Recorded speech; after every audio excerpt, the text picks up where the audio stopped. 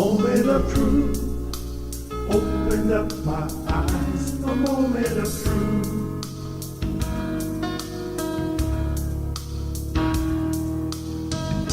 A moment of truth, like the sunrise. A moment of truth.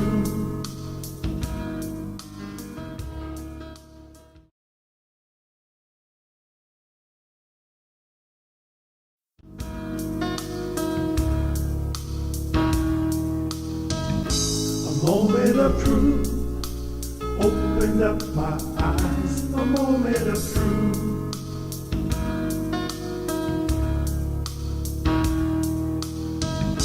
A moment of truth, like the sunrise. A moment of truth.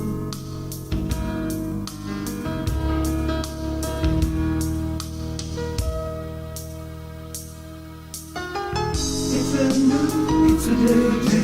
The world has made me new. My life is better. I finally found my way. A moment of truth made me realize. A moment of truth.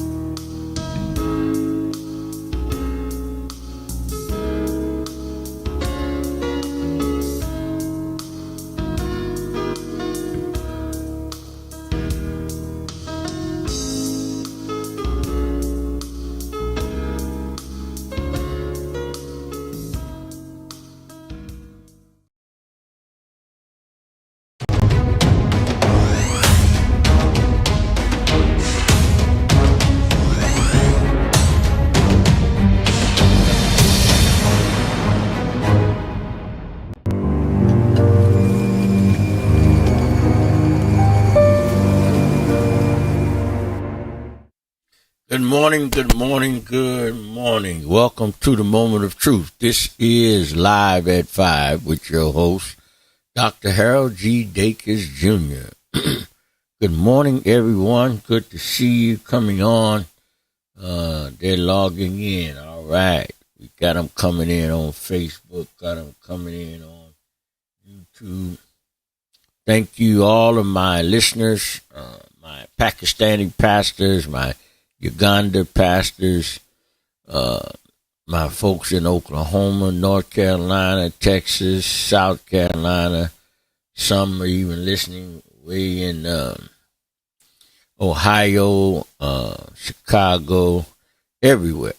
And, of course, my home folks, California. All righty. Welcome to this morning's broadcast. All right, we're going to get started. And today, we're going to get this light situated here. We're going to talk about, we're on the festivals now.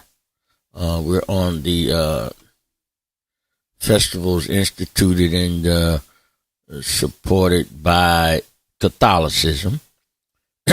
And today we're actually on the festival of Easter. Yes. Now, there was originally, when they first instituted this celebration, the, how should I say, the idolatrous portion had been limited to the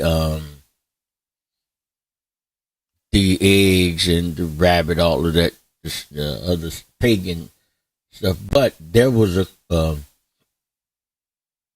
coincidence that because the crucifixion of Jesus was also during this time, and the original Jewish worship and ceremony was the Feast of the Passover.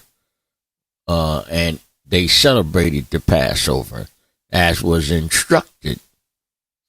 And so Jesus was crucified, we know, during the Passover feast, that week that all that was occurring. And so here they found a coincidence with their Easter, although the Easter celebration was to honor and commemorate Ishtar, same name, and Eoster was the name, and then Phoenicians actually, the Ninevites actually pronounced it Easter as well. So, and this is one of the very few times that they have caught or had an actual Christian commemoration to coincide with their pagan celebration. Now, it originally agreed, as I stated, with the time of the Passover, and which was when Christ was crucified. But then there was so it was not idolatrous at this point. But when Catholicism came in and they began to celebrate this time and give it the pagan name of Easter as opposed to Pasch or Pesach, which is the Hebrew and Greek name. And you'll notice that the word as translated from the Hebrew or the Greek or Aramaic everywhere in the Bible is translated Passover, with the exception of the book of Acts, where it is translated, and let's see, that Acts 12, I want to make sure. Man, I had that note. I lost it. Uh-oh. I think it's 12 and 11. 12 and... Oh, boy, I had it. Anyway, we'll come back to it. I'll get it. But it's in the book of Acts where they were talking about the Passover celebration, but they called it Easter in that New Testament translation. That's the only place where the word is translated Easter and not Passover. That was purposeful too. Now, so until the the original celebration of that time, up until Catholicism began to influence, and when this is after 313 AD, then the idolatry started then being interwoven into the festival or the observation. So it was not preceded by Lent, and neither was it idolatrous.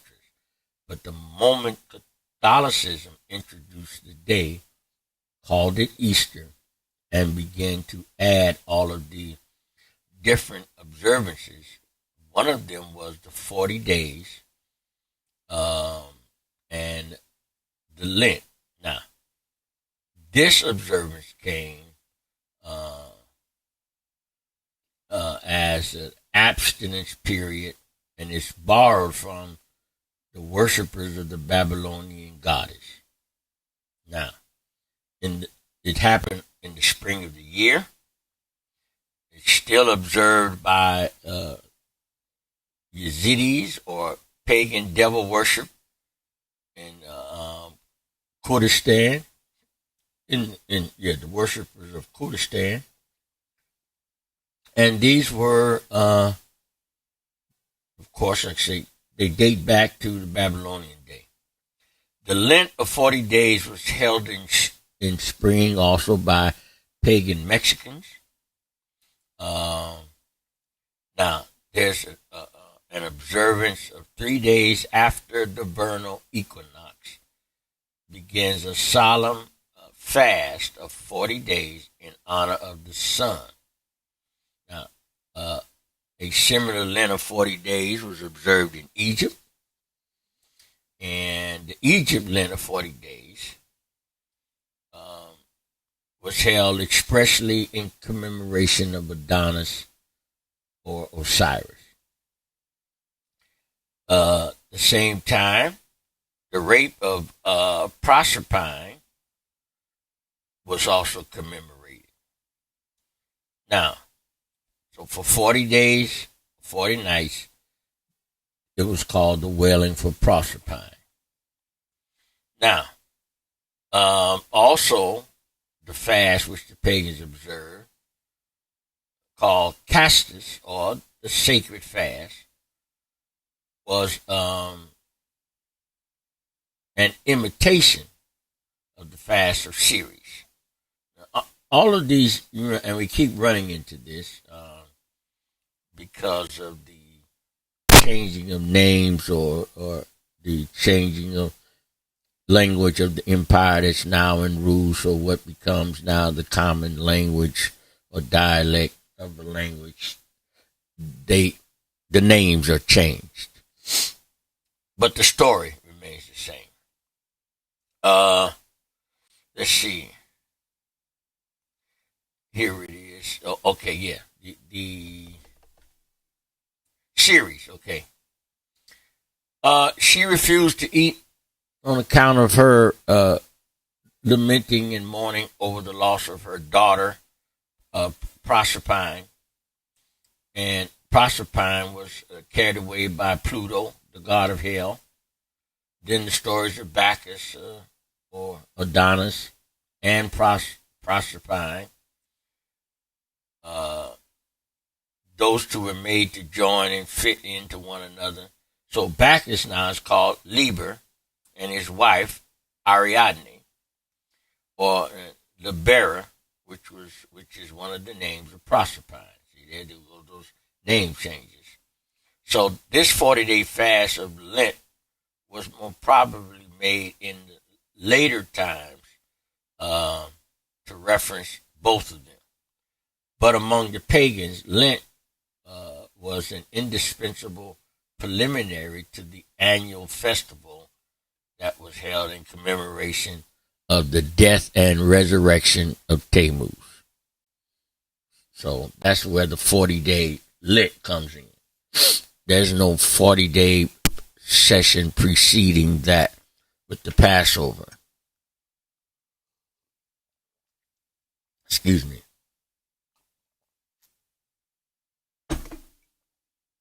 So, there was it celebrated, and during this time they alternated between Acts 12 and 4. Thank you, Pastor Samuel. That's where it's translated as Easter. I kept thinking 12 and 14, but anyway, so this festival then was observed in Palestine and Assyria, but it was in the month of June, and it was called the month of Tammuz. So, but in Egypt, it was in the middle of May, and in Britain, it was in April. Now it coincides, and it is sometimes March or April, depending on the equinox when we celebrate. You have Palm Sunday and then Easter Sunday.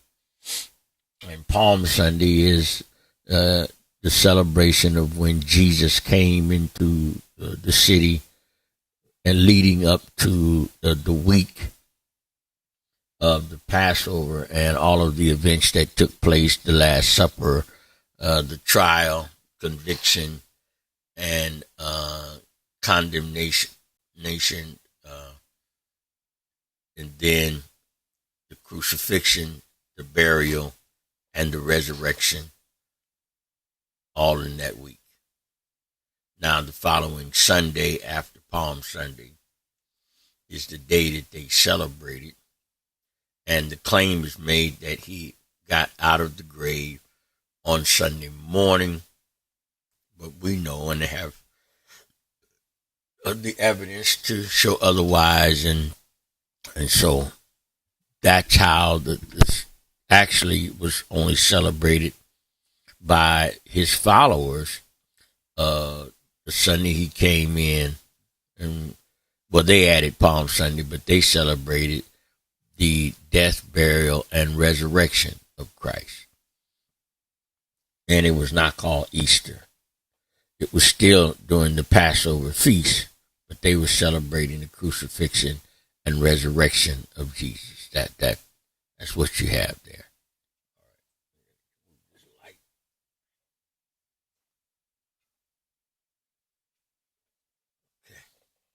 So, let's see. Get back to my notes. Now, when they start doing this interweaving of the festivals and the commemorations, they very strategically add in the pagan portions. So, in order to keep the pagans, or as they say, be politically correct, we don't want to offend anybody. The idea was to incorporate the pagans into this new Christian church in Rome, Catholicism, but also conceal the secret agenda of Catholicism. Then Rome began to align themselves with the pagan festivals. So they also wanted to keep the pagan festivals alive. So they went through great measures to get the Christians and the pagan festivals, as they say, they use the word amalgamated or joined. They want to combine them. And so they used a very skillful adjustment of the calendar and changed it so they could get paganism and Christianity now involved in the idolatrous portion of that, that worship. That's what they actually did. So they succeeded very skillfully in doing this. This was not what's the word I'm looking for? It was all deliberate. Okay, this was no accident because they changed the times. You see, one was in June, then they switched to the month of May, and then April.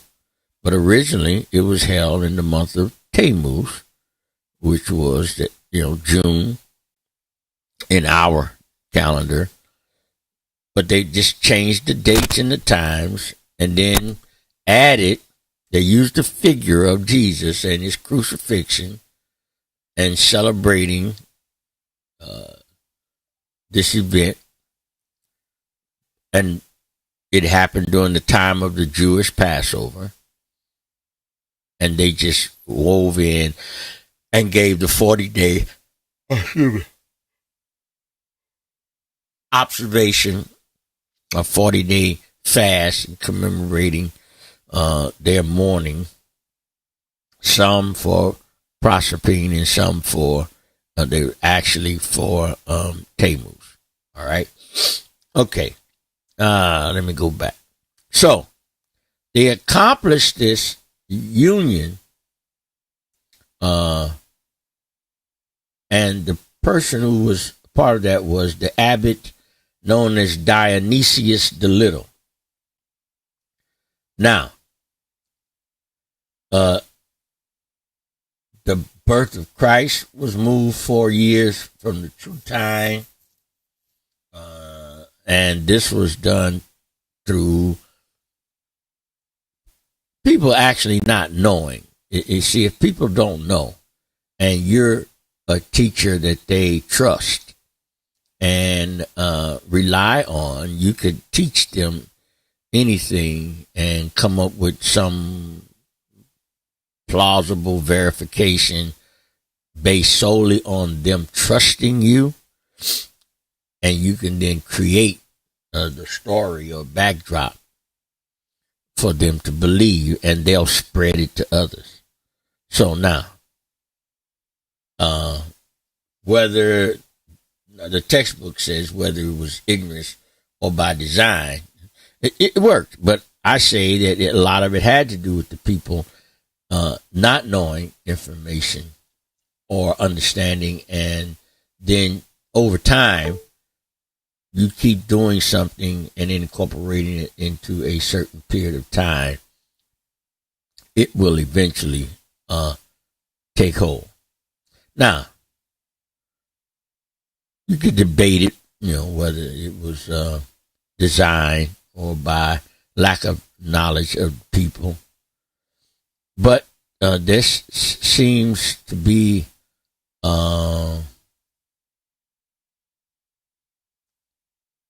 no doubt about some of the things they changed because the information and proof is there. So they changed the calendar in regards to Easter. And this was brought into the church, and it brought then a very, very grave corruption and what's the word? The component of idolatry that can't be ignored once once you have studied, gotten the information, seen the facts. Now you actually can acknowledge that there is absolutely something wrong with this festival. All right. Now, when you see all of the atrocities that were commemorated during this time, which was called a sacred fast or the pagan Lent, you then see how Christians were duped, and some were duped with full knowledge of all this going on. Okay? So we see how the devotion to these particular pagan ceremonies and rituals, how they are passed down from Babylon to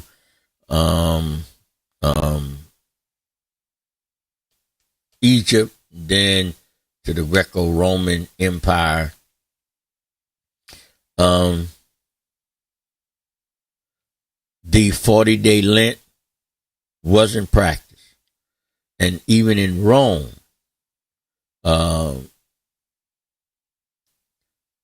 there was what they called the revelries of the carnival. All of that was unknown. And the fasting before the Christian Pasch or Passover was even held to be necessary. Before all this happened, see, they didn't do this nor participate until the Roman Church, and this all happened and came out of the convening of the Nicene Council, and now it appears very clearly where it had not. And so before the council, there's a lot of evidence that it did not. Even the fact that they would fast sometime before the Passover, it would not be more than 21 days. It was not a 40-day observation. Neither was it a lamenting over Tammuz or Proserpine. None of it happened. So the Eastern Church had a Paschal observance, and in commemoration of the death of Christ. That was the Eastern Church. And it was a borrowing from the practice, because they still observed some of the Passover practices in the commemoration of the death of Christ. They ate unleavened bread, and it lasted 8 days. And there was no yearly festival uh, uh, that they actually did they did this in conjunction with the Passover. And the other thing that should be noted here is that in the Roman Church, they kept this limited to Sundays, whereas in the Jewish tradition, that time was based on a calendar day, not a day of the week. So if, for instance, when the 14th day of Nisan fell during the time of Christ's crucifixion, that day was actually on a Thursday.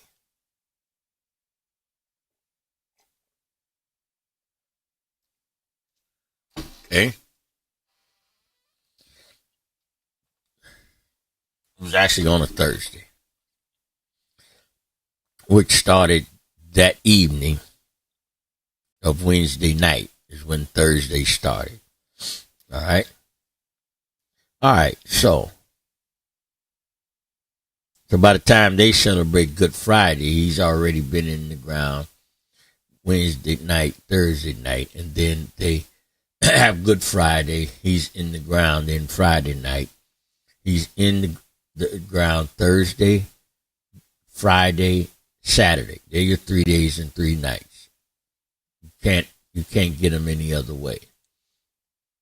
And when they come Sunday before the day started, he's already gone. But he's fulfilled his 3 days and 3 night prophecy of being in the heart of the earth. So before the sitting of the Nicene Council, this 40-day fast or abstinence was not observed, neither was it part of this celebration for the Christians in regards to celebrate or commemorating the death, crucifixion, burial, and resurrection of Christ, and also the Jewish Passover. All right. Now, during this time of Constantine, there were 15 days that were being observed in connection with the Paschal feast, but there wasn't any instance of longer than 21 days. Good morning, sir. Good morning, Brother Sims. How are you? And so we see this observance now, and they have limited it to a day of the week, not a calendar day. Because now, calendar day is always going to be different. My birthday, which happens this year to be on Saturday in a couple days. And I don't worship every last Saturday of January, because last year I think it was on Friday, or was it Thursday? Because that was a leap year. But anyway, so you had an extra day.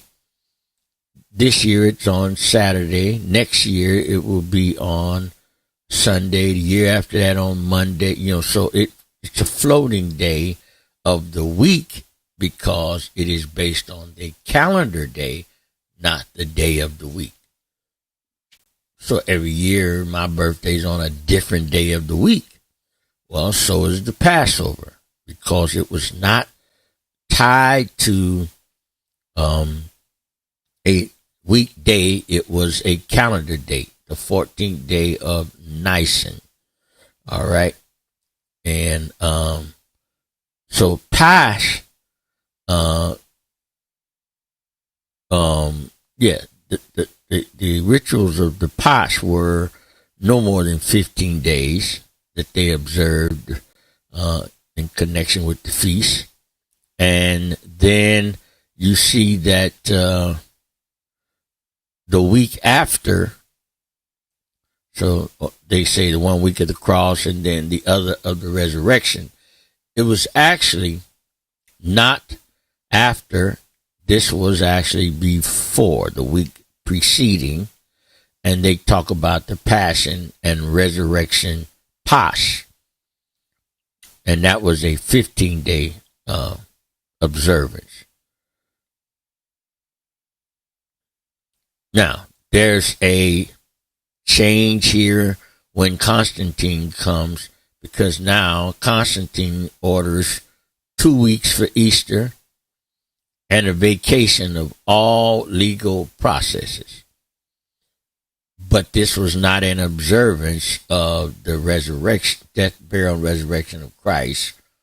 This was the precursor to the incorporation of the idolatrous portions that they were going to add. Let's read something from Socrates. He wrote this in AD 450.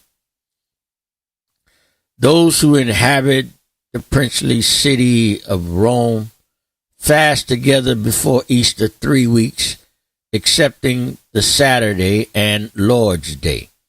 But at last, when the worship of Astarte was rising into the ascendant, steps were taken to get the whole Chaldean length to 6 weeks, or 40 days, made imperative on all within the Roman Empire of the West. The way was prepared for this by a council held at Aurelia in the time of Hormisdas,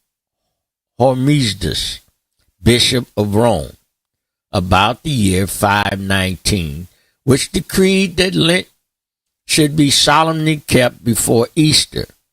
It was with the view, no doubt, of carrying out this decree that the calendar was, a few days after, readjusted by Dionysius, and this decree could not be carried out all at once.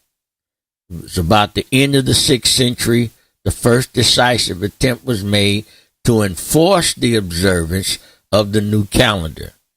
It was in Britain then the first attempt was made in this way. And here the attempt met with vigorous resistance. The difference in point of time between the Christian Pasch, as observed in Britain by the native Christians, and the pagan Easter enforced by Rome at the time of its enforcement was a whole month. See, even the time was off. Now, I'm trying to catch where I stopped reading.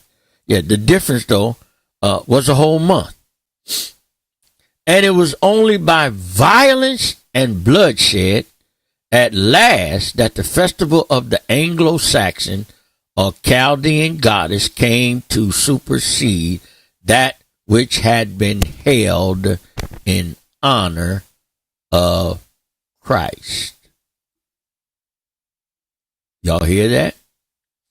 So the festival of the Chaldean goddess is now forced upon the people by violence and bloodshed. So it was more than just violence.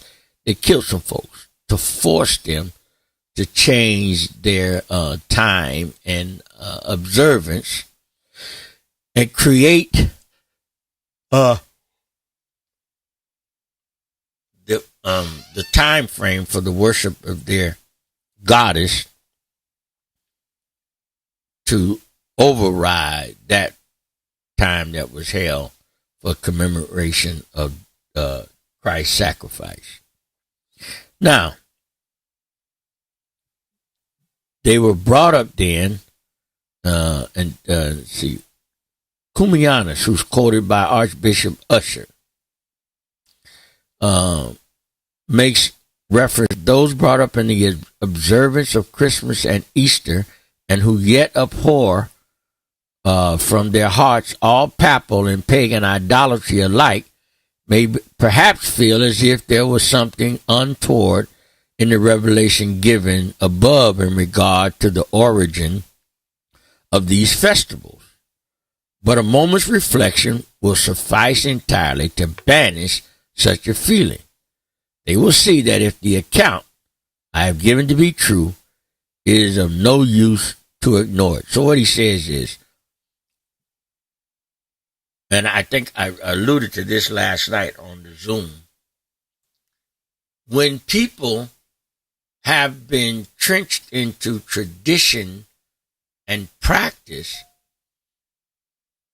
they will be hard pressed to convince that that which they have been taught as right, they will be hard pressed to attribute it to the pagan or papal idolatry, even though all the evidence is there. It's very difficult to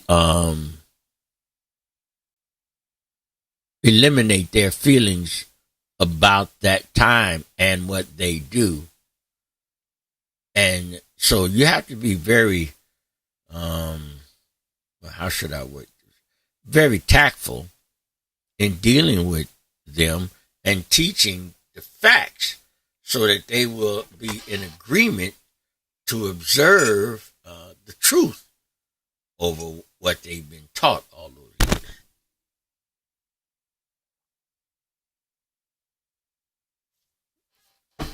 I.e., what do colored eggs have to do with the resurrection? What do baskets, the Easter baskets have to do with the resurrection? And but these same things were done during the pagan festivals in honor of the goddess of fertility, and the lamenting or the Lent season for the lamenting and grieving period over Tammuz and Proserpine, all of those things, and you start pointing out what they've added in,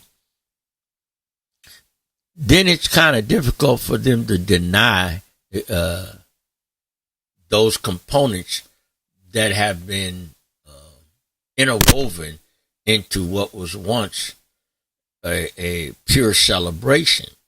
Okay. So, and then it's hard and difficult then for them to ignore it, but there's still going to be a struggle over time. Yeah. Because it's very difficult to just stop. So, well, what do we, because now you go, okay, so what do we do now? We're used to doing something this time of year, every year, and what do we do? Okay, well, let's do it properly if we're going to do it. Okay, if we're celebrating the death, burial, and resurrection of Christ, then let's celebrate that. We don't need to do all of the idolatrous acts that were part of this idolatrous worship. We don't have to participate in all of the ceremony and ritual of idolatry in order to honor the death, burial, and resurrection of Christ. If we're going to celebrate a time to celebrate his birth, we don't have to then do all of the other idolatrous acts that were incorporated in the ancient celebration of this time for another religious figure, and all of the facts surrounding this time. And then they didn't change the calendar to make it a date that would be more convincing for the Christians. They kept it at the same time that it was originally commemorated and celebrated by the Babylonian structure that originated this worship. That's for Christmas. And then, but for Easter, you notice they made a change on the calendar. All right. So it's difficult when you have those who are uninformed but have been, what should I say? Trained and traditionalized to observe these things a certain time of year, and not only observe them, but also to, good morning, Sister Autumn, but also to participate in some of the idolatrous practices and do it under the guise there's nothing, this is right and this is what we do during this time, so we just keep doing it. Well, if we discover though that it is unbiblical and it is not what's the word I want to use for it? It is unbiblical, and neither is it beneficial to the kingdom, but is idolatrous in nature and origin. If I want to stick to my tradition, I'm going to invent in my mind a comfortable way to adhere to this practice and convince myself that there's no harm in what I'm doing. All right, so let's see what the textbook says about this. So, when it seems that you're undermining the faith of the uninformed in regard to these, what they consider vital to their faith, truth then is set forth, and even though it runs counter to their preconceived opinions, especially when that truth challenges your tradition, you have to consider then that there's some validity to this, but yet they are overcome by the seductions of the church, the popery, Roman Catholicism, the system. So, but there was the statement though, the faith that was once delivered unto the saints. We got to go back to its intent. When the Supreme Court considers certain aspects of the law and Constitution, they always address it by attempting to interpret what was the original intent of the authors of the Constitution. So, how did he put it? Okay, here's a example they use in the book. If a heathen could say, Socrates I love and Plato I love, but I love truth more, then surely a truly Christian mind will not dispute less magnanimity of the truth than of, I love the truth. Yes, I love the celebration of Easter and Christmas, but I love God. And so the truth, though, should convince me that if I truly love God, I might have to then sacrifice what I have come to love as a celebration, but this celebration is not a celebration of the God I say I love. Okay? So you must love truth more. So we have to then have an honest inquiry of the origins of these occasions and practices that we have been, taught and have been indoctrinated into. And when we discover then their true origin, true nature, true purpose, and discover that this is not what God would want of us, we must be in the mind that we want to avoid the punishment Israel suffered, as we read about in Jeremiah, when they made the observance of these rituals and what it cost them in their relationship with God, serving the Queen of Heaven and burning incense and making cakes and all of the rituals they participated in, and then coming to find out that they were dishonoring God and disrespecting him, and moved him to anger. So, and just because something is made a national observance or participation, it doesn't mean we have to participate in everything that the world comes up with. So,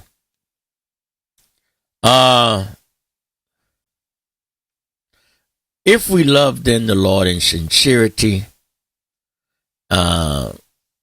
we must never leave then the power of his teaching and his desire for us to be holy and without blemish. See, that blemish, you shouldn't have anything you're involved in that taints your relationship and obedience to God. Okay, so here we go.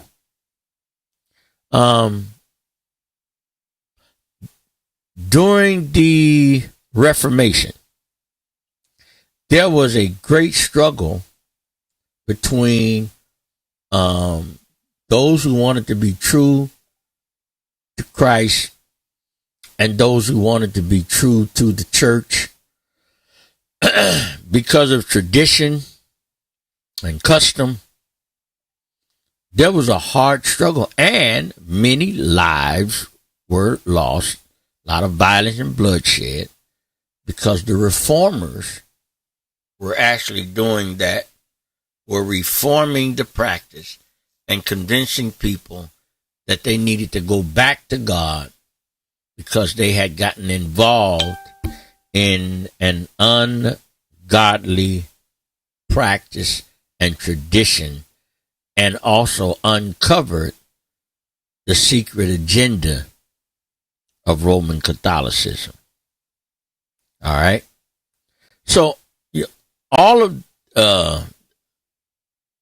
this led to a lot of violence, bloodshed. Again, as much as they used the violence and bloodshed to change the observance of these times and periods, especially in regards to the Easter and the changing of the date on the calendar for the festival and ritual and observance, changing it to coincide with the time of the Passover, but still covering up the fact that they were worshiping the Babylonian goddess and not the resurrection of Christ.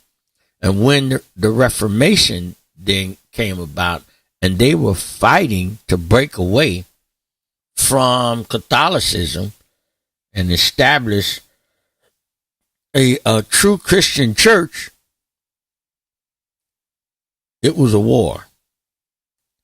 Now, you know what I'm saying? We're not looking to start a war, but what we are saying is we should be more intelligent now and understand that there's going to be a spiritual battle even within the individual when they come to learn the truth and then have to battle in their own mind to observe it and not to believe what they've been told or taught and even the practice that has become custom and tradition.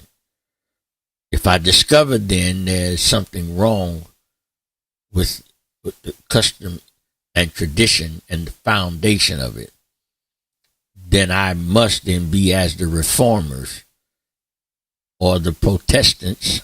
That's how the word Protestant came to be. The reformers were protesting the teachings of Catholicism because they did not line up with the true history and facts of the church that Christ founded.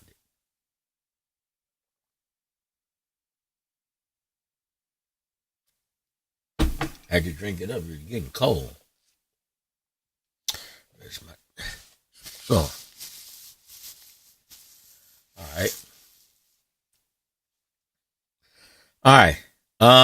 Let's see. So, the history of Easter. This popular observance that still attends the period of its celebration aptly confirmed the testimony of history as to its Babylonian character. They had the hot cross buns of Good Friday, the dyed eggs of Easter Sunday. All those were part of the Chaldean rites. The buns, also known by the identical name, were used in the worship of the Queen of Heaven. They made cakes, remember in Jeremiah, and burned incense. Okay, the goddess of Easter, who is the Queen of Heaven, say in the early days of Cecrops, the founder of Athens, 1,500 years before the Christian era. 1,500 years. Those buns were made and used to be offered to the gods.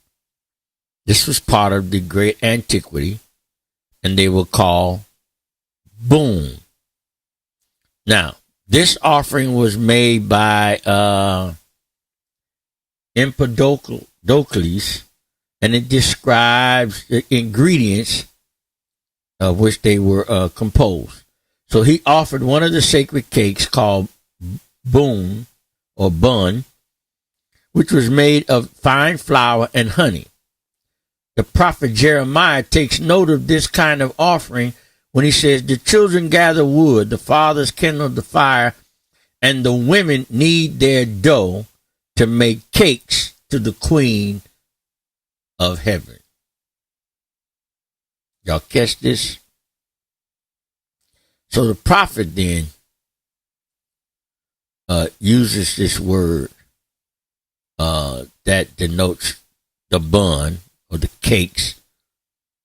The Hebrew word was pronounced kavan, which in Greek becomes kapon, and other times it's kaban. Okay, it made me think of Cinnabon. The first shows, though, how kavan, pronounced as one syllable, would pass into the Latin bread or panis. Panini, yeah, like the panini bread, right? Panini. And the second, in like manner of kavan, would become bun or bun, and this now is a common English word. So each successive empire and language, the name gets translated or changed. But let's back up a minute.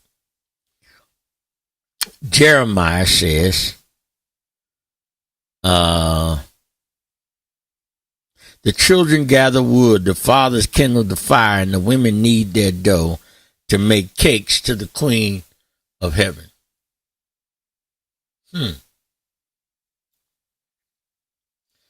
So this is not new that God's children, which we are now,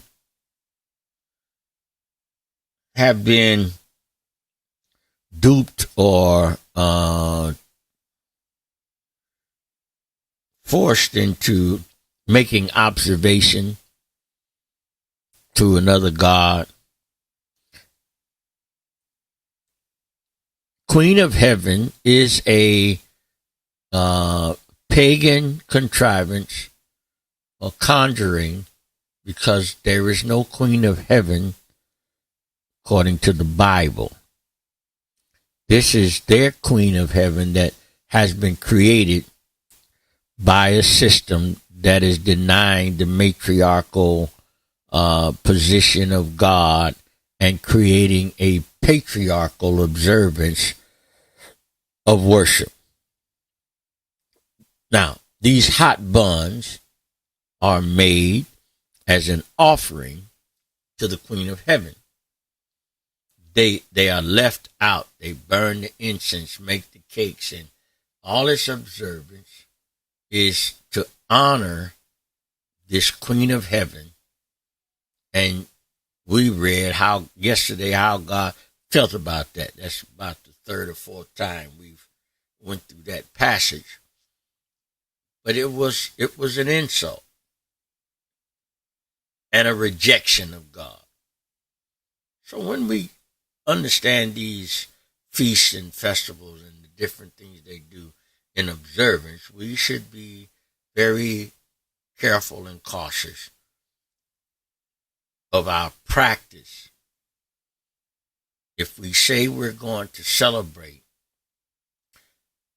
the death, burial, and resurrection of Christ, then let's celebrate that.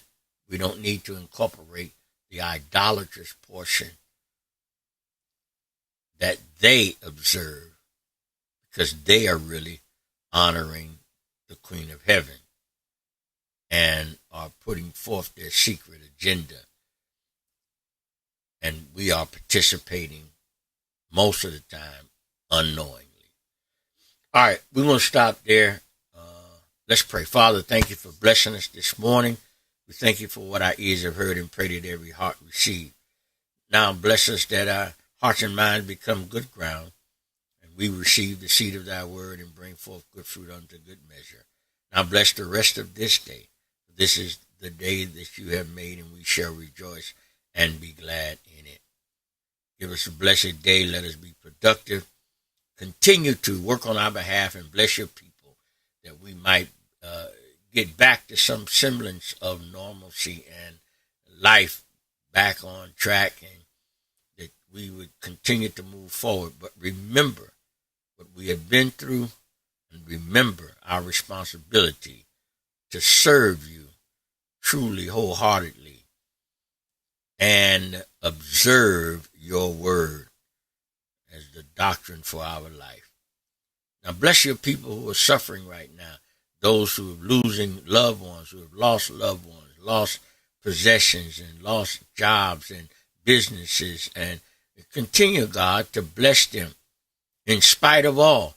You said that you would bless us in the wilderness and give us rivers in the desert. We believe that and trust you now. And we ask you to bless us now. And we will give you glory, honor, and praise. In Jesus' name, amen. All right, you all. Thank you for joining us this morning. We will be back this evening at 5 p.m. And I hope and pray you all join us tonight. We are going to continue on this particular subject and study.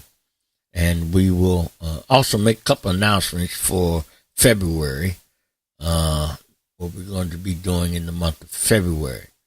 All right. So you all stay tuned. 'Cause I just give you a little snippet. We're going to be suspending for a moment the Catholicism, and we're going to deal with the presence of the original people in the Bible and who they are. All right. All right. God loves you and I love you. Not a thing you can do about it. You're going to be blessed in the name of the Lord Jesus. A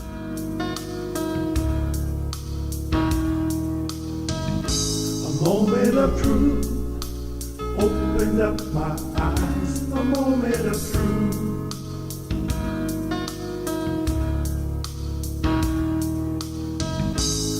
moment of truth, like the sunrise, a moment of truth.